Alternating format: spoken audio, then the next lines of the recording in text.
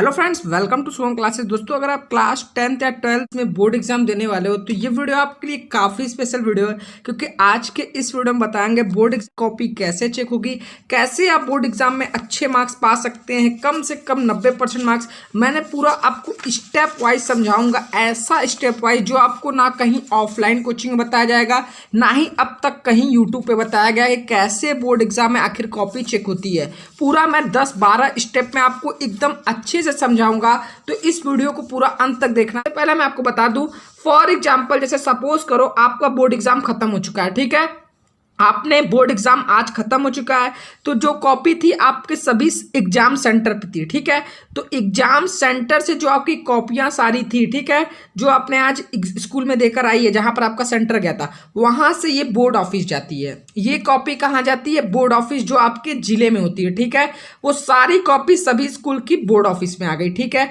यहां तक क्लियर, यहां तक समझ आया। अब जब बोर्ड ऑफिस में आ गई तो सपोज करो जैसे आप वाराणसी में हो, ठीक है, तो वाराणसी की कॉपी वाराणसी में नहीं चेक होगी, वाराणसी की कॉपी सपोज कर लो लखनऊ में चेक होगी, ठीक है। ये कहीं भी जा सकती है, किसी को पता नहीं रहता है, और लखनऊ की कॉपी वाराणसी में आ गई। तो एक बात क्लियर कर लो, आपके जिले में आपकी कॉपी कभी चेक नहीं होती है, एक जिले से कॉपी दूसरे जिले में चली जाती है बोर्ड एग्जाम की। अब मैं आपको बता दूं, जितने भी 12th के स्कूल रहते हैं, मतलब जो गवर्नमेंट स्कूल रहते हैं, ठीक है, जो मतलब सर्टिफाइड रहते हैं, जिनको 12 तक की मान्यता प्राप्त रहती है, वहां से हर स्कूल के एक टीचर को लिया जाता है। जैसे फिजिक्स के एक टीचर जो सबसे एक्सपीरियंसदार रहेंगे, उनको बोला जाएगा कि आपकी ड्यूटी लगी है 12th की या 10th की बोर्ड एग्जाम की कॉपी चेक करने में, ठीक है। तो ये कॉपी आ गई दूसरे जिले में आपकी, और आपको जितने भी स्कूल थे जिस जिले में, उनको हर स्कूल के जो 12 पास स्कूल थे उनमें से एक एक टीचर को ले लिया गया है, कि उनको बता दिया गया है कि आपको कॉपी चेक करनी है। अब आपको पता है आपकी कॉपी भी आ गई और टीचर भी हो गए, सभी स्कूल से एक एक टीचर आ गए, और आपकी कॉपी भी आपके जिले से दूसरे जिले में चेक होने के लिए चली गई। तो अब ऐसे नहीं है कि ये खुद से अपनी कॉपी चेक कर देंगे, इन्हें एक मिलती है मार्किंग सिस्टम गाइडलाइन। ये क्या होता है ये समझ लो, इसी के तहत ये कॉपी चेक करेंगे, इससे ना एक नंबर आगे ना एक स्टेप पीछे। ये क्या है ये समझाते हूं मैं तुम्हें, कितने नंबर देने हैं, कितने स्टेप पर किस किस पॉइंट पर नंबर काटने हैं या देने हैं, इसमें सब कुछ A to Z लिखा रहता है। मतलब कि इसमें से टीचर को ये सारा कुछ बता दिया करता है कि ये कैसे कॉपी चेक होगी, ठीक है, और ये कैसे काम करता है। आपको थोड़ा डिटेल्स में मैं समझाता हूँ, ठीक है, तो ये कैसे काम करता है। फॉर एग्जाम्पल जैसे आपका मैथ्स का क्वेश्चन है, स्टेप बाय स्टेप मार्किंग होती है। फॉर एग्जाम्पल मानो आपका मैथ्स का क्वेश्चन है, ठीक है, मैथ्स का क्वेश्चन है, इसमें 3 नंबर का क्वेश्चन है और इसमें 3 स्टेप में इसका आंसर आएगा, ठीक है। जैसे मान लो कोई समाकलन का क्वेश्चन है, कैलकुलस का 3 नंबर का क्वेश्चन है और 3 स्टेप इसमें लगने हैं। तो आप मैथ्स का क्वेश्चन है, पहला स्टेप आपने सही कर दिया, दूसरा स्टेप आपने सही कर दिया, लेकिन जो आपका फाइनल स्टेप था वो आप गलत लिख कर आ गए, जो फाइनल आंसर था। तो मैथ में आप ये सोचोगे कि जब फाइनल आंसर ही नहीं आया तो आपका नंबर एक भी नहीं मिलेगा, लेकिन ऐसा अब बिल्कुल नहीं है। अब क्या होता है, स्टेप बाय स्टेप मार्किंग होती है। मतलब आपके 2 स्टेप हैं तो हर स्टेप पे एक एक नंबर, तो 2 स्टेप पे आपको 2 नंबर यहाँ से मिल जाएंगे, ठीक है। तो इसका कंक्लूजन क्या निकला कि कभी भी बोर्ड परीक्षा में एक भी प्रश्न को छोड़े नहीं, जितना स्टेप आपको आ रहा है उतना आप जरूर कर दे, ठीक है। यहाँ तक क्लियर है, उम्मीद करता हूँ। आगे बढ़ता हूँ, अगर वीडियो पसंद है तो लाइक जरूर कर देना। इंपॉर्टेंट बात मैं आपको बताने जा रहा हूँ, ठीक है। अब काफी बच्चों के सवाल आते हैं कि सर हमने पूरा किया था, पूरा पेपर भर दिया था, पूरा क्वेश्चन अटेम्प्ट किया था, फिर भी हमारे हर प्रश्न में से आधे आधे नंबर कट गए, ठीक है। तो इसका काफी बच्चे इस बार भी कमेंट कर रहे हैं कि सर मेरा हर नंबर कट गया। तो मैं आपको बताता हूँ इसके पीछे का कारण क्या होता है, ठीक है। इसके पीछे का कारण क्या होता है, जैसे जो न्यूमेरिकल वाले क्वेश्चन रहते हैं तो उसमें जरूरी है उसका एसआई यूनिट मात्रक आता है। For example KG, centimetre, joule, kelvin, जो इसका मात्रक जो एसआई यूनिट होता है, अगर आप वो फाइनल आंसर में नहीं लिखते हो तो आपके सभी क्वेश्चन में जितने भी न्यूमेरिकल रहेंगे आधा आधा नंबर उसमें से कट जाएगा, ठीक है। तो कंक्लूजन मैं आपको बताता हूँ, कोई भी आप क्वेश्चन करो तो आप सबसे पहले गिवन लिखो, गिवन मतलब जो क्वेश्चन में दिया है उसे लिख लो, फिर स्टेप बाय स्टेप करो, जो भी स्टेप, एक भी स्टेप को छोड़ो मत, स्टेप बाय स्टेप करो, और फाइनल आंसर में एसआई यूनिट और मात्रक लिखना जरूर लिखो, ठीक है।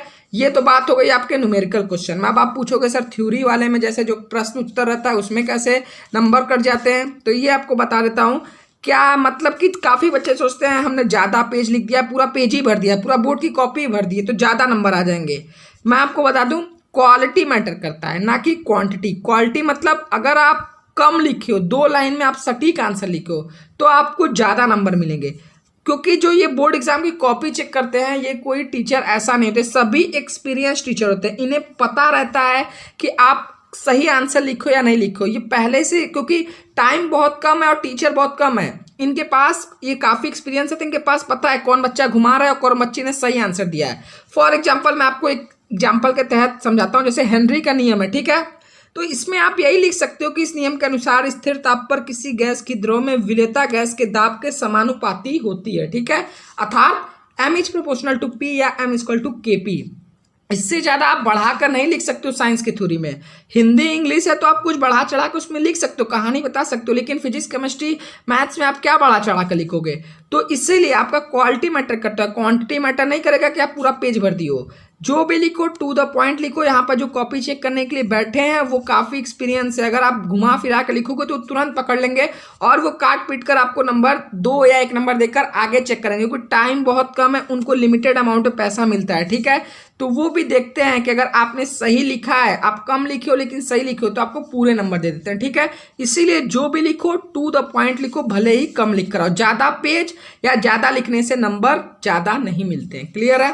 अब मैं आपको बता देता हूं, आप अगर कुछ भी ज़्यादा नंबर पाना चाहते हो तो इम्पॉर्टेंट टॉपिक जो भी रहे उसे ब्लैक पेन से हाईलाइट कर दो। जो भी इंपॉर्टेंट वर्ड्स रहे, important part of the question, मतलब क्वेश्चन आप लिख रहे हो, जैसे कि यहाँ पर ये था m is proportional to p, m equal to kp, इसको आप ब्लैक पेन से अंडरलाइन करके लिख सकते हो या ब्लैक से ही लिख सकते हो, ठीक है। तो इससे अगर आप लिखोगे तो टीचर को लगेगा हाँ बंदे ने कुछ चीज़ को हाईलाइट किया है, जो आप हाईलाइट करना चाहोगे वो अच्छे से लिखे रहोगे तो वहाँ पे तुरंत नजर जाएगा, तो वहाँ पर वो आपको फुल नंबर देगा, ठीक है। आपको मैं यहाँ तक क्लियर है। अब मैं आपको कुछ खास बातें बता देता हूँ। जैसे आप अगर 90% से कम पाते हो बोर्ड एग्जाम में, ठीक है, तो आपकी कॉपी एक ही बार चेक होती है। कितनी बार? एक बार। लेकिन अगर आप 90% से अधिक मार्क्स पाते हो बोर्ड एग्जाम में, ठीक है, तो आपकी कॉपी 2 बार चेक होती है। क्यों? क्योंकि 90% से अधिक जब नंबर आप पाओगे तो आपकी रैंकिंग के लिए मार होने लगती है कि कौन सा बच्चा पूरे जिले में टॉप, पूरे स्टेट में टॉप किया है या फिर पूरे बोर्ड में। इसलिए 90% से अधिक मार्क्स आने पर आपकी 2 बार कॉपी चेक होती है और बहुत ही सावधानी पूर्वक चेक होती है कि अगर आप टॉपर बन रहे हो तो आपको सभी कुछ नॉलेज है, आपने सही से लिखा है या नहीं लिखा है, ठीक है।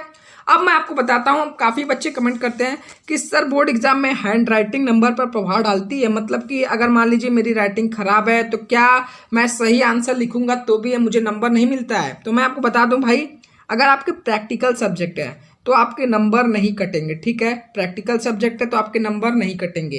लेकिन अगर आपका थ्योरी, प्रैक्टिकल सब्जेक्ट मतलब मैथ का, ठीक है, मैथ्स है या फिर आपको प्रैक्टिकल एग्जाम दे रहे हो उसमें तो आपको बोलना ही है, तो उसमें आपके नंबर नहीं कटेंगे, ठीक है। लेकिन जो आपके थ्योरी वाले सब्जेक्ट हैं इसमें थोड़ा बहुत प्रभाव पड़ता है। फॉर एग्जाम्पल आपने 70 नंबर का सही कियो, ठीक है, 70 में 70 सही कियो तो आपको 68 नंबर या 67 नंबर या 65, ठीक है, इससे कम नहीं होगा। तो थोड़ा बहुत प्रभाव पड़ता है, लेकिन कब प्रभाव पड़ता है? जब बहुत खराब रहता है।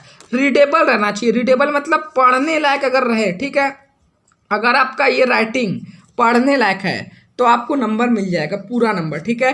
तो हैंड राइटिंग नंबर पर प्रभाव डालती है, लेकिन अगर आपका अभी राइटिंग खराब है तो आप डेली प्रैक्टिस करो, अभी टाइम बहुत है, आपका राइटिंग सही हो जाएगा, ठीक है। तो ये बात, हैंड राइटिंग उतना प्रभाव नहीं डालती है। तो ये सारा आपको 9-10 स्टेप मैंने समझाया। अब मैं आपको कुछ इंपॉर्टेंट महत्वपूर्ण बातें बता दूं जो आपको, अब आप वीडियो देखे हो तो आपको कंक्लूजन भी तो पता रहना चाहिए कि आप गलती मत करो। ये गलतियां मैंने आपको बता दी, तो अब आपको क्या बातें यहाँ से कुछ सीख भी तो मिलनी चाहिए। तो सबसे पहला पॉइंट है, आप जितने भी स्टेप आपको आए, आपको 2 स्टेप आ रहा है कोई क्वेश्चन में, आप 2 ही स्टेप करो, आपको कम से कम 2 नंबर तो मिलेंगे।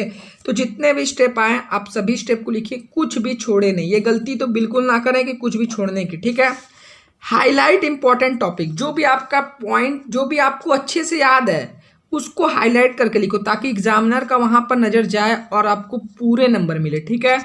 जो भी उत्तर लिखो सही लिखो, सटीक लिखो, पेज भरने की कोशिश ना करो, कम लिखो लेकिन एकदम सटीक लिखो, ठीक है। इससे एग्जामिनर पे अच्छा प्रभाव पड़ेगा। और लास्ट में एसआई यूनिट फाइनल आंसर जब भी लिखो तो उसका जो मात्रक होता है उसको जरूर लिखो, आपका एक भी नंबर नहीं कटेगा, ठीक है। Hello, welcome. अगर अब तक YouTube के सबसे नंबर 1 चैनल शुभम क्लासेस का आपने क्रैश कोर्स नहीं ज्वाइन किया है तो ज़रूर ज्वाइन करें। इसमें आपको सभी विषयों के notes, videos, important question, last year paper और बचे हुए महीने में आप किस तरीके से सभी विषयों की तैयारी करें, सब कुछ बताया जाएगा। तो ज्वाइन करने के लिए दिए गए व्हाट्सएप पे कॉन्टैक्ट करें। Thank you so much.